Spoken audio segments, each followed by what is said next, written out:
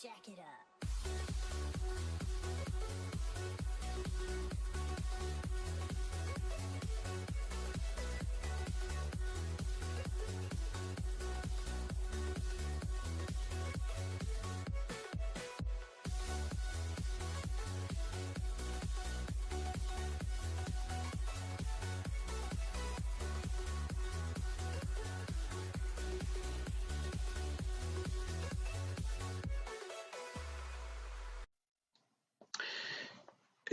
O proxecto da comparativa das dúas cámaras de CO2 en sí consiste en montar unha cámara comercial, o sea, aquí unha unidade comercial de Panasonic, vale? Con esta unidade condensadora se monta un evaporador e a cámara estaría funcionando con unha unidade AOCU CR200VF5 que sería en transcrítico. Entonces, se medirían todos los consumos, todos los datos para calcular eficiencias, para calcular, bueno, pois, todos os parámetros que podamos medir con o noso sistema de adquisición de datos. Por outro lado, nos montamos outra instalación que sería de subcrítica en CO2 enfriada por propano, ou C2, en cascada.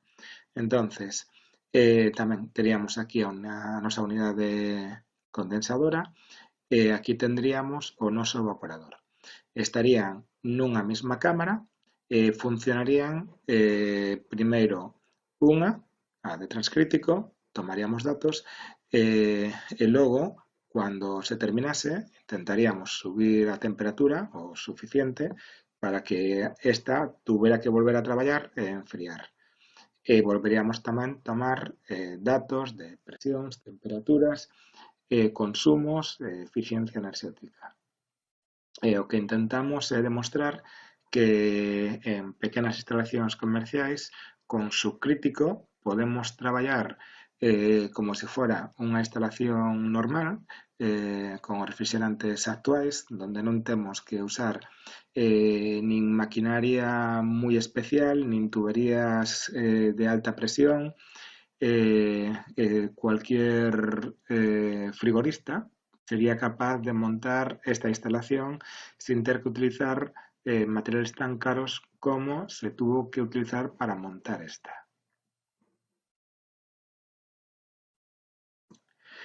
Este é o esquema frigorífico da instalación de transcrítico, que sería unha unidade Panasonic. Esta sería o que a unidade exterior, vale? Onde temos un compresor de doble tapa. Neste compresor de doble tapa, bueno, mandaría o refrigerante aquí ao condensador, onde faría doble tapa a través de este pequeno intercambiador, e aquí o que é un depósito de líquido, que estaría dentro da unidade condensadora. Únicamente comentar que aquí o único que fixemos nós foi coller e montar o evaporador aquí a válvula de expansión con o filtro. Estas son as chaves de interconexión que traía a unidade condensadora e nós aquí colocamos tamén dúas Ts con dúas válvulas para poder conectar aquí 2 manómetros e tamén poder conectar o que son os latiguillos para cargar, facer vacío, probas de presión. Entonces, nada máis, colocar aquí tamén unha válvula de expansión para evitar as sobrepresións. Unha estaría en baixa presión e outra en alta presión. Nada máis que comentar con respecto a esta máquina. Comentaré ahora a outra máquina, a de subcrítico, que está feita por nós.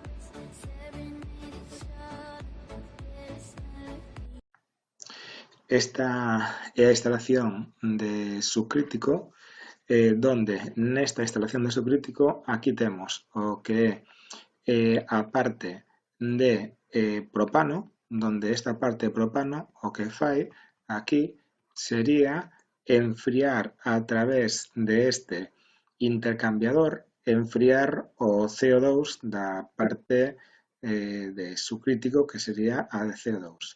Entonces, nos aquí temos o compresor de CO2, donde este compresor, aquí temos unha serie de presostatos, este sería o presostato de baixa, este sería o presostato de alta, e logo aquí temos outros dous presostatos, que estes dous presostatos pois sería, si sube a presión, o que faríamos sería un control de condensación. O control de condensación nunha instalación normal sería actuando sobre un ventilador para que enfriase no condensador.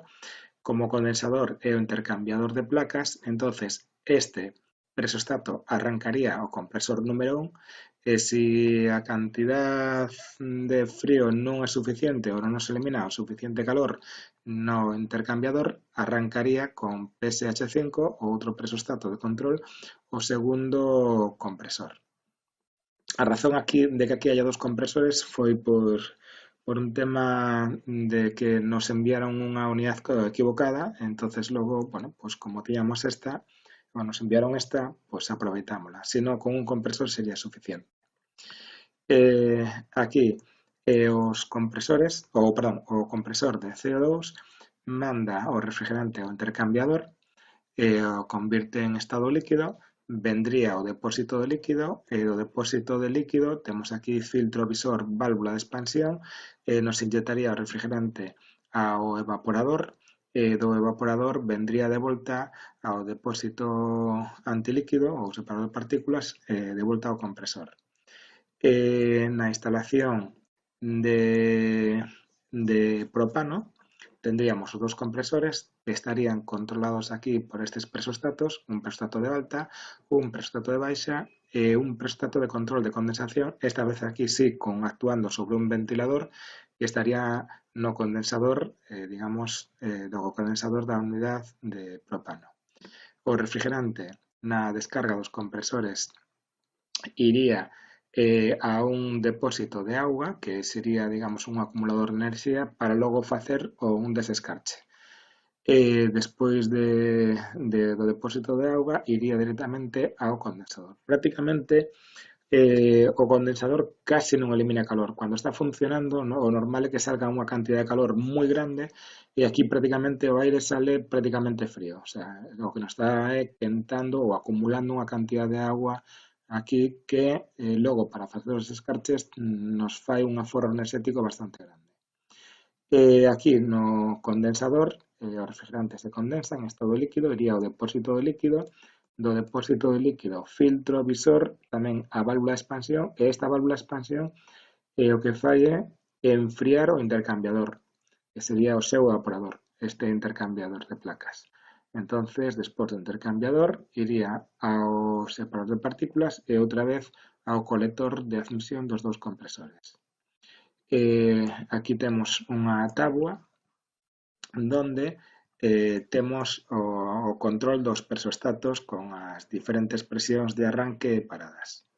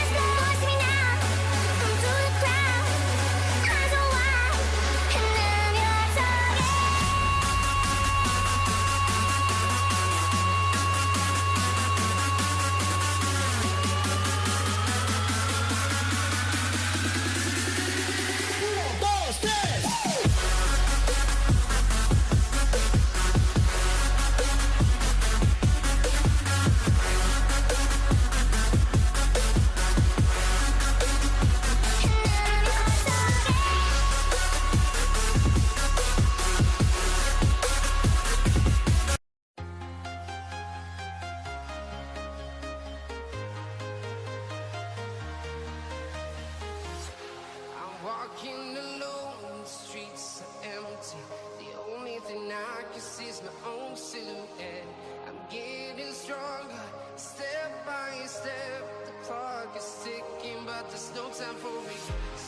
I've been flying from town to town, from London to Taiwan. I've been all around the globe trying to protect your soul. We are heroes tonight. We will fly above the sky. We are heroes tonight. Yeah. We are heroes tonight. We will fly above the sky.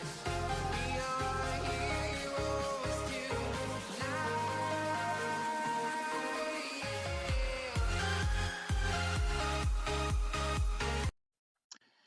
Aquí temos un signótico do sistema de adquisición de datos con o XWeb 500.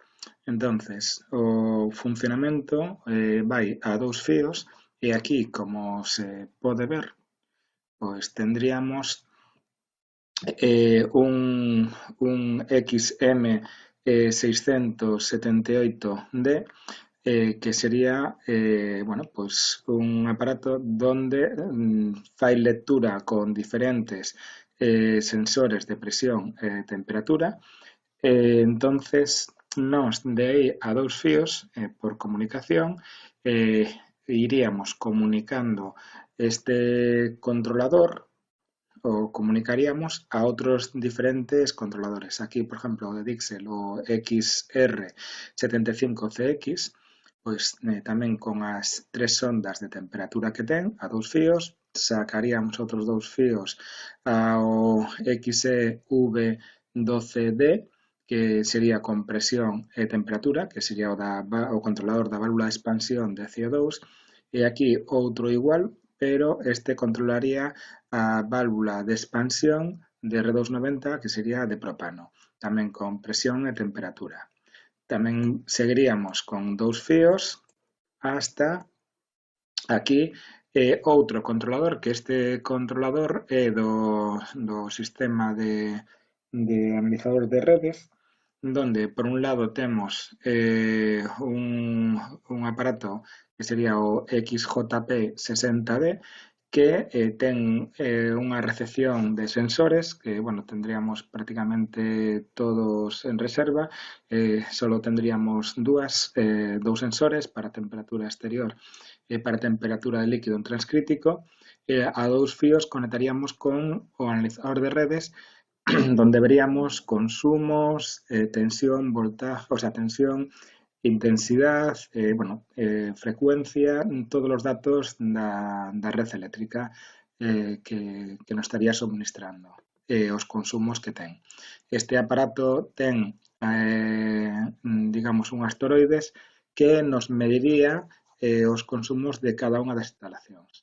De aí iría a dous fíos con o propio Dixel XWeb 500, que ese é o que nos captura todos os datos, e a través de un cable de rede o conectaríamos a un router Wi-Fi e logo desde un PC cualquiera, un portátil, a través da Wi-Fi, pois poderíamos programar o XWeb todas estas, digamos, toda esta información que temos, a poderíamos ordenar, según ordenamos con o propio XWeb 500, poderíamos ver, pois, digamos, todo o que está ocurrindo na instalación.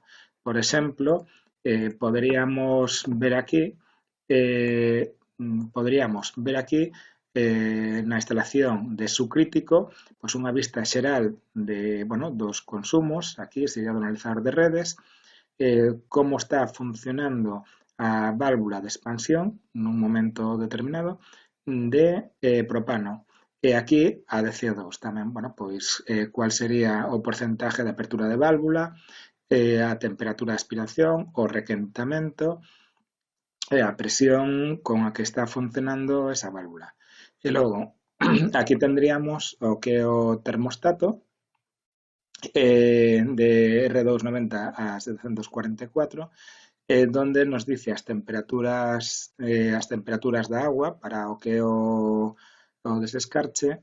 E logo aquí, bueno, esta serie de descarche sería aquí abaixo, pero bueno, aquí, no, perdón, estas serían as temperaturas e aquí nos temos unha serie de controles donde nos dice si está, en ese momento, si está encendido ou apagado. Incluso podríamos actuar sobre eles clicando. Aquí temos, bueno, pois, un actuador para provocar un desescarche, un deseo, no momento que nos queramos. Como poderíamos logo ir vendo isto? Pois esta sería, por exemplo, a programación que tendríamos para que funcionase o controlador como nos quixéramos. Aquí sería a programación da válvula de expansión. E aquí tendríamos pois, unha curva de funcionamento, donde, bueno, pois a instalación a puxemos a funcionar, xa estaba funcionando con a outra instalación de transcrítico, pero, bueno, xa intentamos que subir a temperatura, puxemos a funcionar esta, e aquí isto é debido á apertura de portas, porque a instalación entre que arrancou, aquí foi cando empezou a arrancar, e aquí era mentras empezou a capturar. Unha vez arrancou empezou a baixar, además baixou de forma rapidísima, hasta que nos, bueno, puxémolo a menos 25 grados, ou menos 22 creo que era, menos 22 pon aquí. Logo, bueno, pois lle cambiamos a menos 18, o punto de temperatura, entonces, nada, aquí o que fixemos foi provocar un desescarche, con o cual nos chegou sobre 4 grados centígrados, a finalización de desescarche, volveu a arrancar outra vez e aquí está modulando a instalación prácticamente moi ben e isto foi unha pequena apertura de porta para ver como estaba conxelando. O mesmo sería na de transcrítico, aquí temos, bueno, pois como estaría a instalación e aquí, bueno, os consumos, presións de baixa e temperatura de aspiración, requezamento e aquí un pouco, bueno, pois as temperaturas. Entonces, aquí un pouco como a programación da válvula de expansión e aquí como estuvo funcionando a instalación. Aquí tamén logo volvemos outra vez a arrancala. Mentras nos puxemos a capturar a instalación ten un retardo, con o cual a temperatura foi subindo. Cando por fin empezou a enfriar, baixou a temperatura hasta menos 18, provocamos un pequeno desescarche e logo unha vez desescarchou, volveu a empezar a enfriar e estuvo traballando, bueno, pois bastante ben e aquí volvemos a abrir a porta para ver que é o que estaba pasando. Entonces, isto é máis ou menos así de forma rápida un pouco como é o funcionamento do sistema de adquisición de datos.